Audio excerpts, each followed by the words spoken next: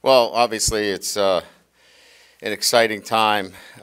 First game, 32nd year for me in doing this. But first year here at LSU. Really for me, taking an LSU football team into its first week of preparation for a game against a, really good Florida State team is. One that I think there's, around the office, there's a heightened sense of excitement. Everybody is anticipating a great week. And, our preparation has been one where, certainly you want to see the culmination of your team come together and play outstanding football. This week will be, certainly with a Sunday game, will be a little bit different in terms of the days, but it'll be the same in terms of our process. Today is really kind of a day off for our guys. We treat this kind of like a Sunday. Tomorrow will be our mental Monday day, where it's a lot of, game planning, scouting reports, things of that nature. We'll team meet.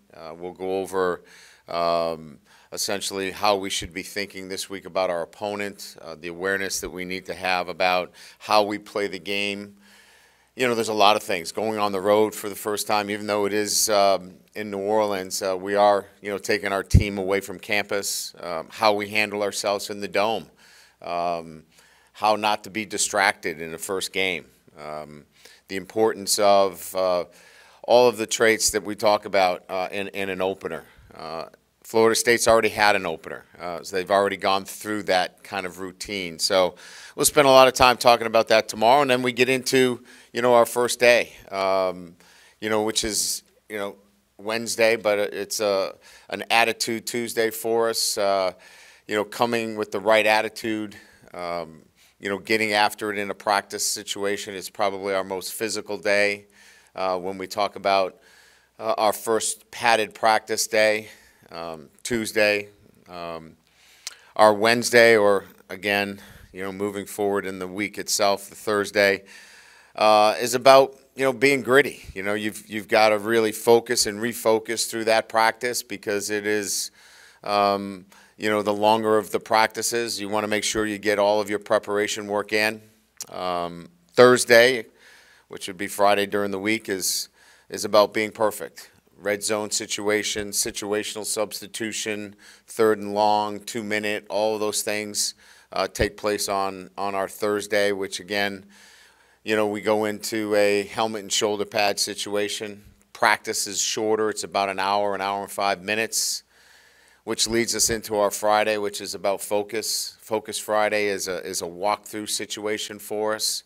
We'll do situational substitution again, but again, usually the first 20 plays of our scripted plays we're going through defensively, making sure that we've got all the right personnel, moving from nickel maybe to goal line, making sure that all of those things are done right on Friday, which is obviously Saturday. And then, we get into Sunday, and I like to work our team out on game day when it's a night game. So we'll go to the Dome. We'll work the guys out. We'll move them around.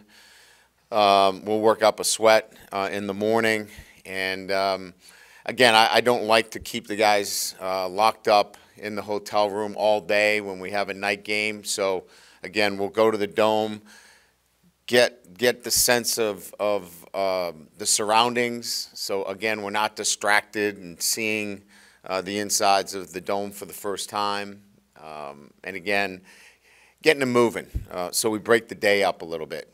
Get back, we'll have lunch, they'll have some time off, pregame meal, and then ready to kick it off. So that's kind of an insight into the week, and then it's from there, successful Saturday, and then we'll assess everything on Monday and get right back to work because, as we know, it's a short week. So playing a team that I'm quite familiar with, opened up against Florida State last year.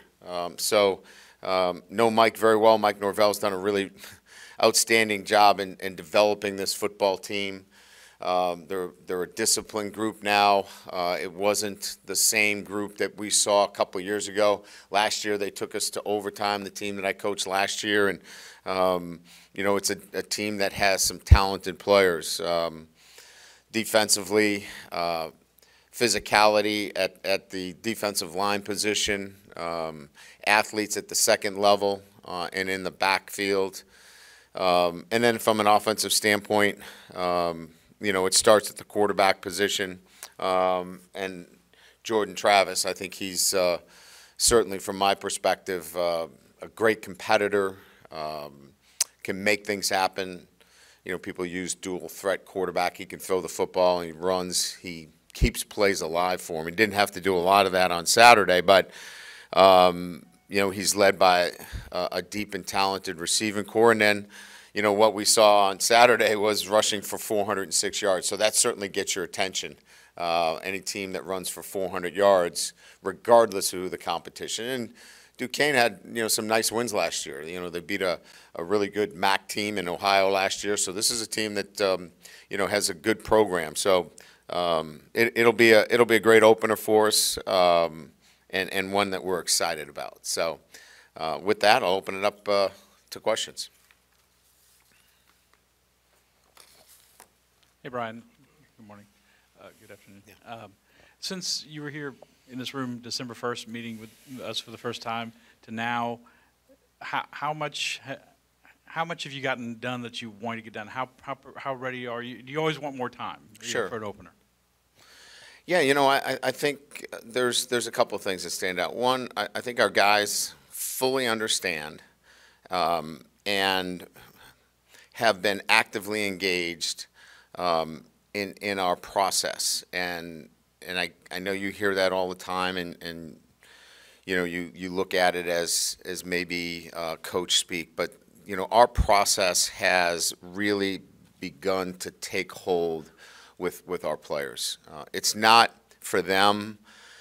We're just throwing something against the wall and see what sticks. They know it's extremely intentional. Everything that we do, from checking their sleep patterns to what they put in their body to how we practice. And so that kind of total preparation, they understand that now. And so I feel really good about the fact that our team has understood and has really bought into the process of preparing themselves for this opener. There'll be other challenges along the way. We're going to have to stay, in our zone. There's going to be some challenges and some ups and downs that we're going to have to handle. But I feel good about it based upon where we've come from since December. Hey, Coach, Brian Kelly right here in the middle. Yes, sir. Last Tuesday, you said the competition between Jaden Daniels and Garrett Nussmeier was really close. You possibly will come to a decision by the end of the week and maybe Monday. Yes. Do you have an update on the quarterback battle? Yeah, we have. We've made a decision, but I'm not going to announce it publicly. And again, this is for the certainly, I think everybody here wants to know who the quarterback is. I get that, but I think it's a tactical advantage for us not to announce it. So I'm going to hold that announcement because I think it gives us a tactical advantage for not playing. Look, Florida State played a game. That's an advantage for them, having the opportunity to play. The advantage for us is that we haven't played. And so it doesn't help us to give up any of our cards in that sense. So we're going to hold on to that card until game day. Brian Wilson, Alexander from The Advocate. The status of John Emery at this point, is he going to miss the first two games? Is there any change in that?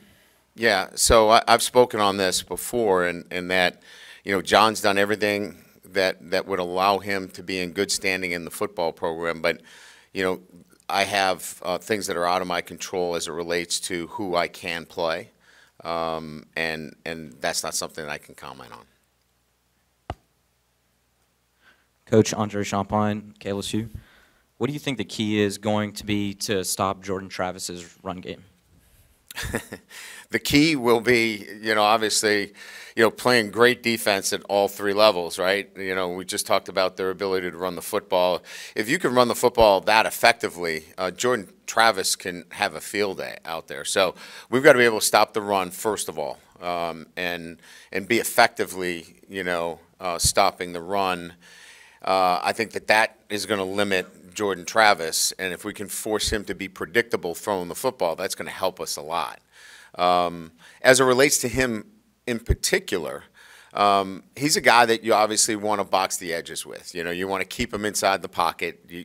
Once he gets outside the edge of your defense, he's extremely elusive, and he can create havoc. So I think from a defensive game plan, it's pretty clear that we've got to do a really good job against the run, which makes him predictable within the offensive structure. And then individually himself, we've got to keep him inside the pocket. Coach, over here. On Saturday, we saw Malik Neighbors was dressed out but not doing any drills. What is his status? Yeah, he should be good. I think today is another recovery day.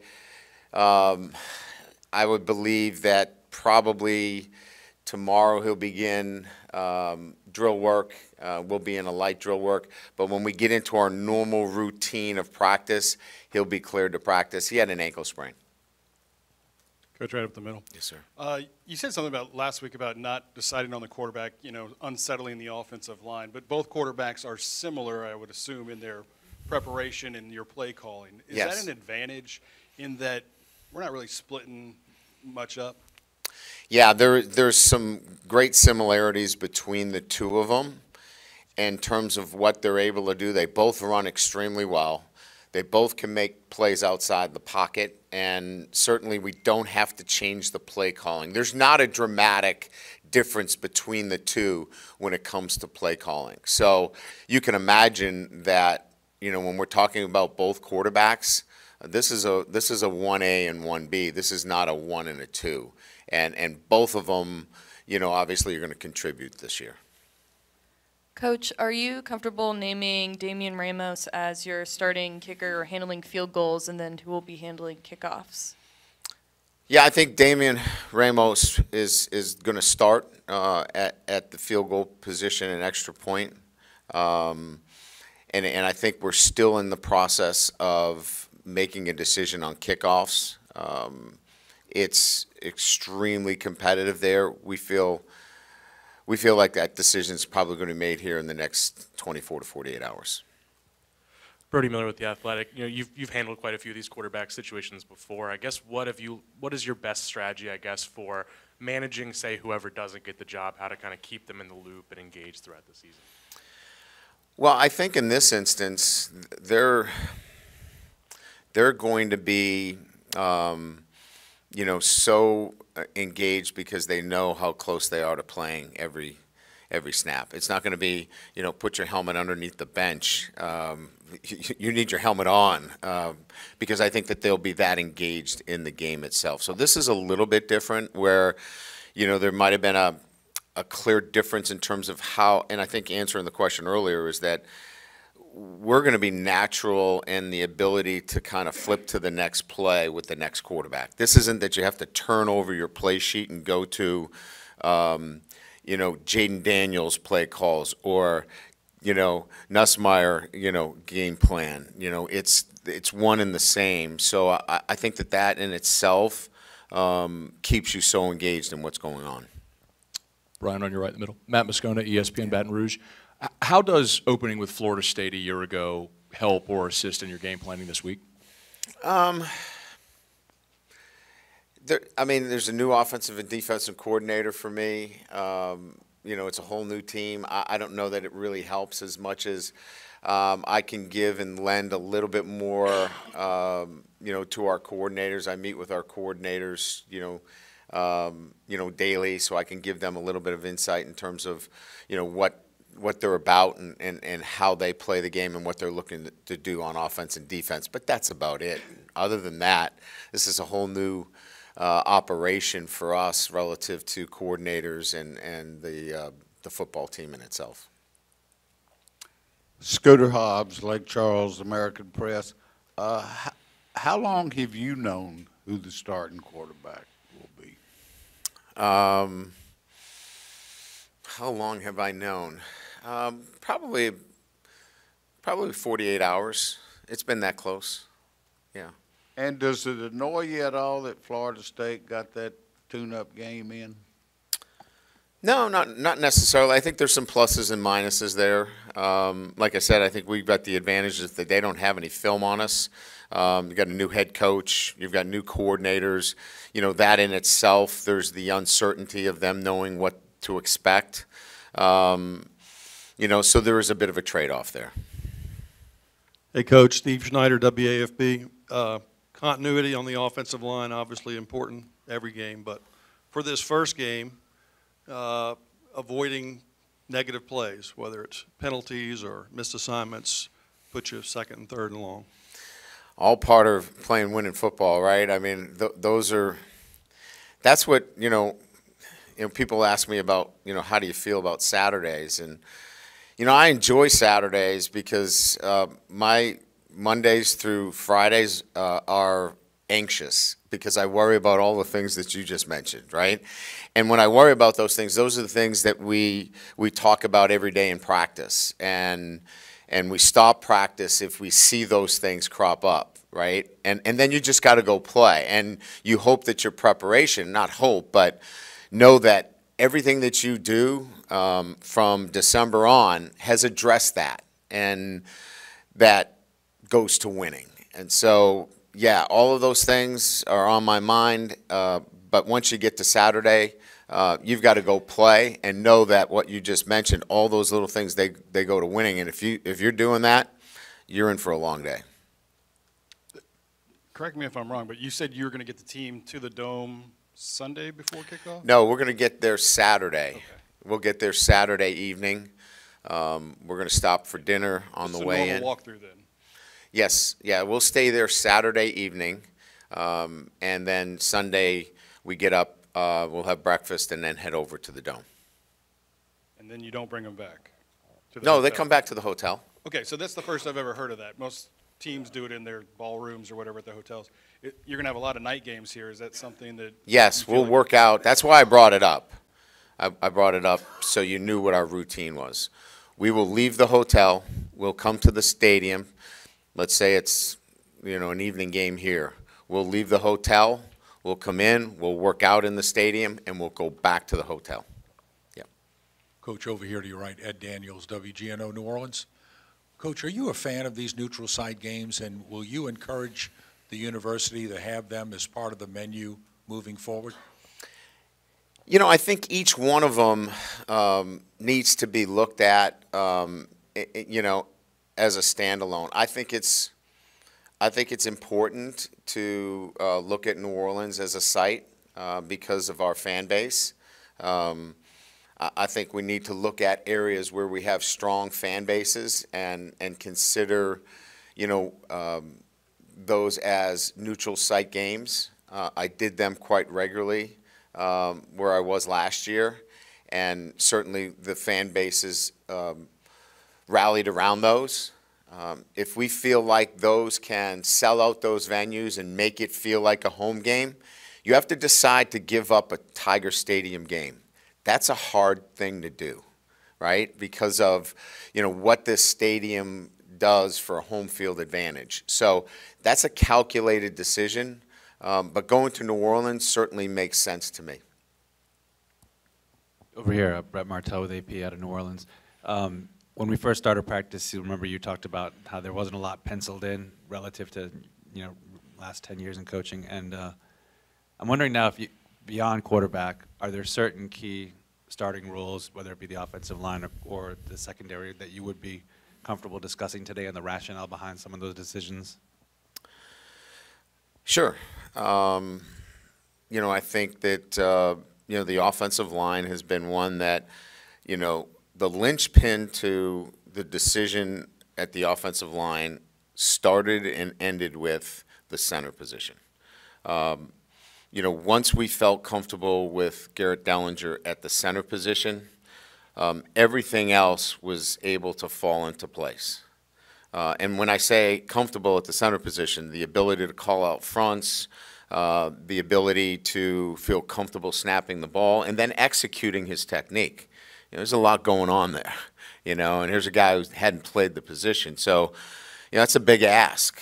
Guy coming off of surgery, not active in the spring.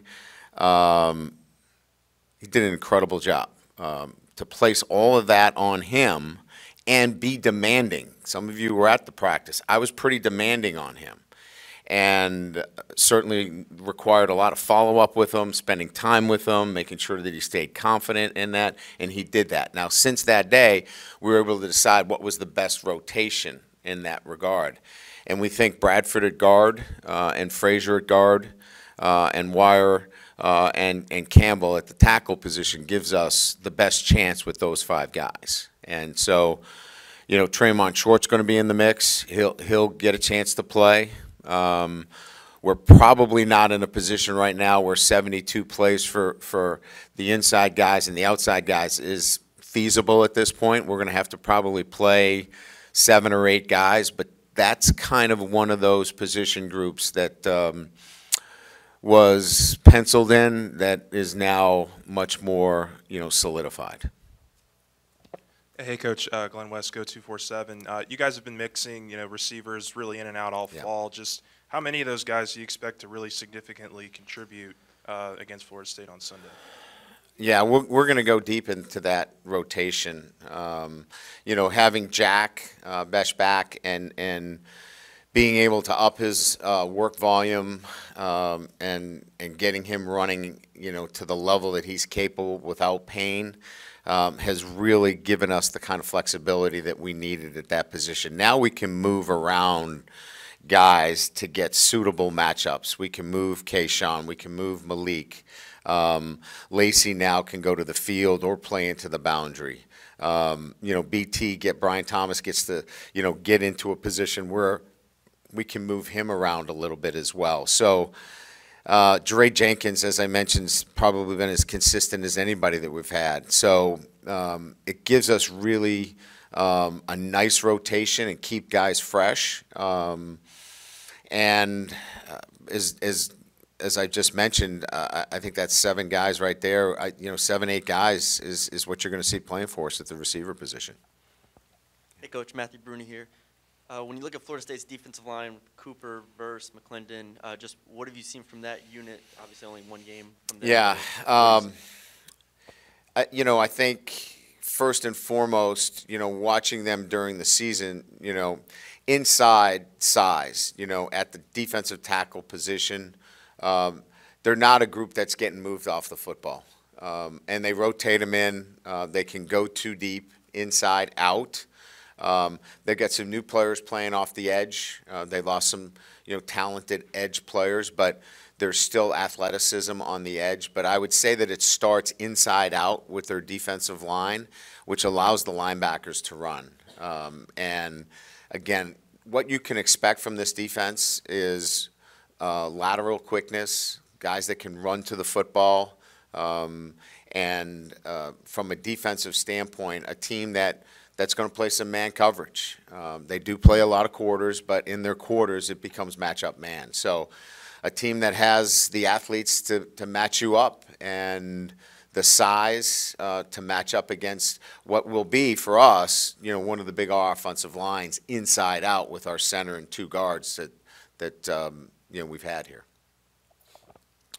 Hey, Coach, to your right, Jacques Doucet, WAFB TV. Coaches yelling and screaming on the sideline, that's nothing new. Fans enjoy that. It's part of the entertainment to a lot of them. I'm just curious, in your career, did you take a look at some point and say, maybe I need to dial some of this back, or my temperament, or so forth, in terms of being an effective leader as a coach? Yeah, I think we all grow. I don't think if you don't look at yourself and find out what's the best way to lead and develop your players, then you're not going to be in this business very long. So, I have my moments like everybody else. My office happens to be on national TV, so I have to be aware of that. But you have to be able to communicate effectively with the men under your charge. And you have to be demanding, but you can't be demeaning at any time. And so, yeah, I think there has to be growth. You have to learn from your mistakes, and you have to build off of that during your career. You've been at some premier programs, and we all recall the alignment, word that you threw around so much. But football-wise, what luxury does the school, this team afford you that you're looking forward to exploiting, maybe a new one? Well, I think the resources in terms of, having the personnel. I mean, I can tell you this, the three things that stand out to me are nutrition, strength and conditioning, and, our medical personnel, and how that affects and has affected our team and their development. Those three groups working together in unison and having the physical plant. And when I say the physical plant, the nutrition center, the weight room, and then the facilities necessary in nutrition, to bring all of those three groups together to service and serve our student athletes. This is about the student athlete and providing those things necessary for our student athletes to be the best they can be. So that's the exciting part for me. And what ends up happening is the players begin trusting so much more because they see that you care about them when it comes to, their nutrition. They see that you care about them when it comes to, injuries and their conditioning level.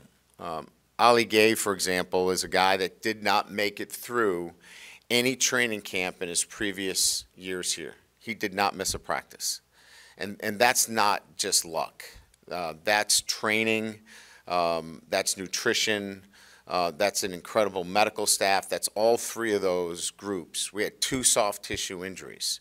And I'm here not to, trumpet the, LSU way as much as to answer the question on how those 3 groups in particular and having the resources necessary provide for the student athlete. Coach, on your right, if I could ask a quick follow-up to that one, is this as healthy a team as you've had coming out of camp, number one, and does the lack of experience at place kicker maybe alter strategy on Saturday? We got a week left. Coming up to this point, Corin Norman, obviously we lost him to an ACL, so I never want to exclude somebody when they've had an injury, and because it hits back on you later. Coach, what about me, right?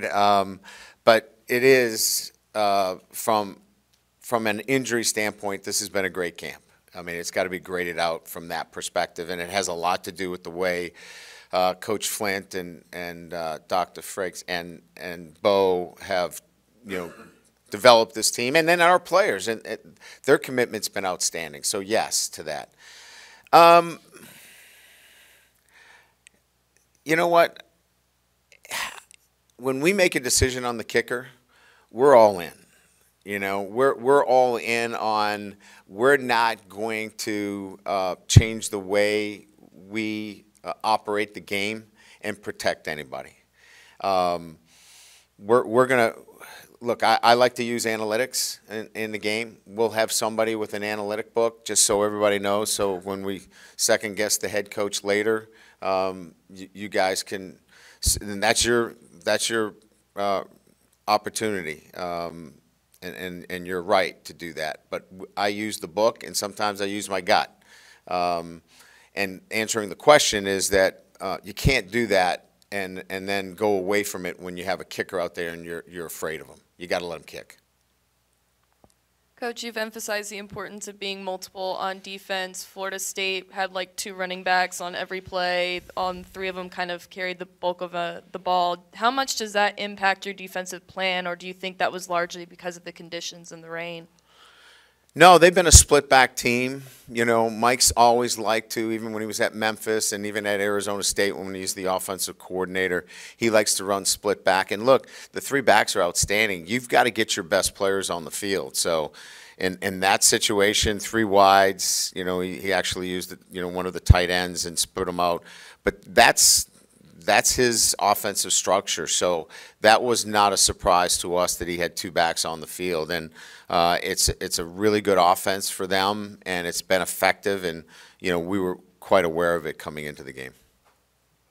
Great. All set. Thank you.